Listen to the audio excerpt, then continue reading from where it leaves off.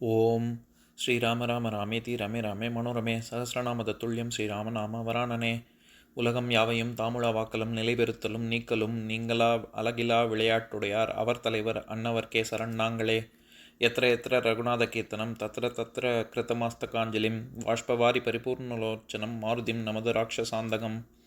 அஞ்சிலே ஒன்று பெற்றான் அஞ்சிலே ஒன்றை தாவி அஞ்சிலே ஒன்று ஆறாக ஆரியர்க்காக ஏகி அஞ்சிலே ஒன்று பெற்ற அணங்கை கண்டு அயலாரூரில் அஞ்சிலே ஒன்றை வைத்தான் அவன் எம்மை அழித்துக் காப்பான்.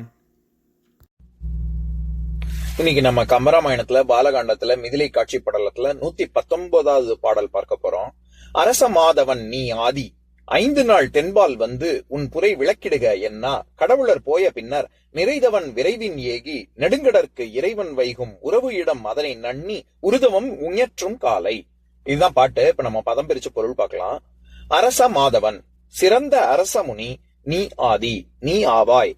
5 நாள் தென்பால் வடக்கேயுள்ள 27 நட்சத்திரங்களுள் 5 நட்சத்திரங்கள் தெற்கு திசை வந்து உன் புரை வந்திருந்து உன் மேன்மையை விளக்கிடுக தெரிவிக்க கடவனே என்னா என்று சொல்லி கௌசிகனை சமாதானப்படுத்திவிட்டு கடவுளர் போய பின்னர் தேவர்கள் புறப்பட்டு போன பின்பு நிறைதவன் நேர்மையான அத்தவ முனிவன் விரைவின் ஏகி வேகமாக சென்று நெடுங்கடற்கு இறைவன் பெரிய கடலுக்கு தலைவனான வருணன் வைகும் திக்கு பாலகனாக தங்கப் பெற்று உறவு இடம் அதனை வலிய இடமான மேற்கு திசையை நன்னி அடைந்து உருதவம் உயற்றும் காலை மிக்க தவத்தை செய்து வரும் காலத்து.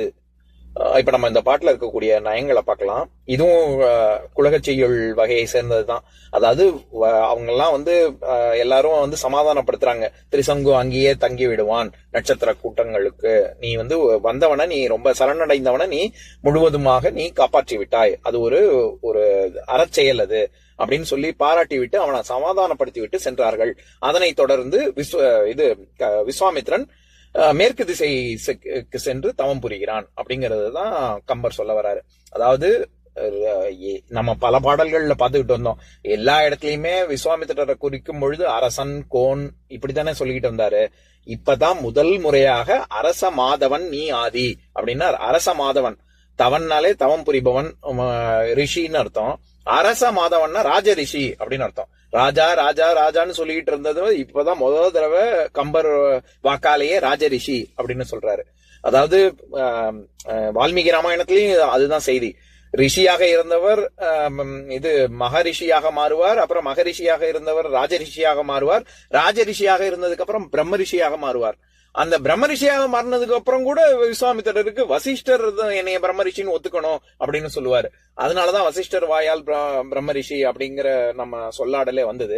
எதுக்கு சொல்ல வர்றேன், இந்த பாடல்ல தான் முதல் முறையாக ராஜரிஷி அரசமா தவன் நீ ஆதி அப்படின்னு கம்பர் சொல்றாரு. ராஜரிஷின்னு முதல் தடவையா பட்டம் கொடுக்கறாங்க. 5 நாள் தென்பால் வந்து உன் புரை விளக்கிடுக அப்படின்னா பொதுவாக 27 நட்சத்திரங்கள் சொல்லுவாங்கல்ல, அதுல 5 நட்சத்திரங்கள், அதாவது அனிஷ்டம் கேட்டை மூலம் பூராடம் உத்திராடம், இந்த 5 நட்சத்திரங்களும் விஸ்வாமித்திரன் இப்படி வடக்கு மேற்கா கிழக்கு மேற்கா இருந்தத தெற்கு வடக்கா மாத்தும் பொழுது இந்த 5 நட்சத்திரங்களும் இவருடைய மேன்மை கருதி எப்பவுமே வடக்கு திசையில இருக்கக்கூடியது இவர் இந்த மாதிரி திரிசங்கு இது பண்ணும் பொழுது இடத்தை மாத்தும் பொழுது இந்த 5 நட்சத்திரங்களும் இவருடைய பேச்சுக்கு இணங்கி இந்த பக்கம் வந்தது, வடக்கு திசையில இருந்து தென் திசை வந்தது. அதனால கம்பர் இப்படி சொல்றாரு.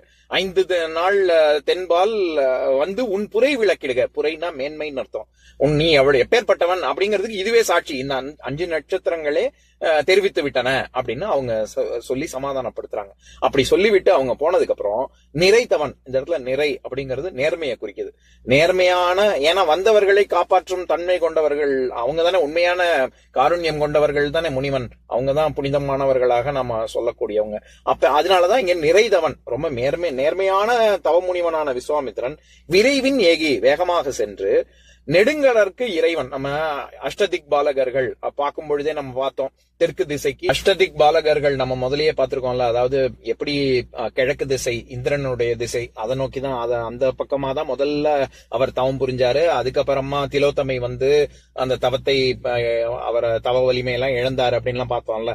அதுக்கப்புறமா தெற்கு திசை யமனின் திசையை நோக்கி மறுபடியும் தவம் இருந்தாரு. அதைத்தான் திரிசங்கு வந்து அதுவும் அவருடைய தவ வலிமையெல்லாம் போயிடுச்சு. அதுக்கடுத்தது மீண்டும் இப்போ அடுத்த திசை இது வந்து மேற்கு திசை. இங்க வந்து அஷ்டதிக் பாலகர்கள்ல அந்த திக்பாலகன் யாருன்னா வருணன். அதனாலதான் இவர் எப்படி சொல்றாரு, நெடுங்கடற்கு இறைவன் வைகும் உறவு இடம் அதனை நன்னி அப்படின்னு. அந்த திக்கை அடைந்து எப்பேற்பட்ட இடம் அப்படின்னா உறவு இடம். உரம், நெஞ்சில் உரம் இருக்கா அப்படின்னு கேக்குறோம்ல, அந்த உரம் அப்படிங்கறதே வலிமை அப்படிங்கிற பொருள். அதனால வலிய இடமான அந்த மேற்கு திசையை அடைந்து உருதவம் உஞற்றும் காலை. இந்த இடத்துல உஞற்றுதல் அப்படிங்கிறது நம்ம சமஸ்கிருதத்துல உற்சாகம் அப்படின்னு சொல்லுவாங்க. தமிழ்ல அதையே நம்ம உற்சாகம் அல்லது முயற்சி, நம்ம விடாமுயற்சி, அதைத்தான் உஞற்றுதல் அப்படின்னு பொருள். அந்த மாதிரியாக அவர் கடுந்தவம் மேற்கொண்டு உருதவம் ரொம்ப மிகுந்த ஒரு வலிய தவத்தை மேற்கொள்ளும் பொழுது அப்படின்னு சொல்லி இங்க குலக செய்யுள். இதோட இன்னும் பொருள் முடிவு பெறல. இதனை தொடர்ந்து அடுத்த பாடல்லையும் நம்ம பார்க்க போறோம். இப்ப நான் அந்த பாட்டை இன்னொரு தடவை படிக்கிறேன், கேளுங்க.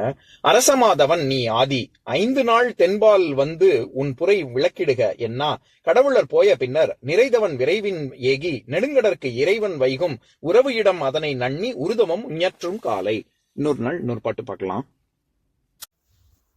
ஓம் சாந்தாகாரம் புஜகசயனம் பத்மநாபம் சுரேஷம் விஸ்வாதாரம் ககனசத்ரசம் மேகவர்ணம் சுபாங்கம் லக்ஷ்மீகாந்தம் கமலநயனம் யோகி ஹிருத்யானகம்யம் வந்தே விஷ்ணும் பவபயஹரம் சர்வலோகைகநாதம்.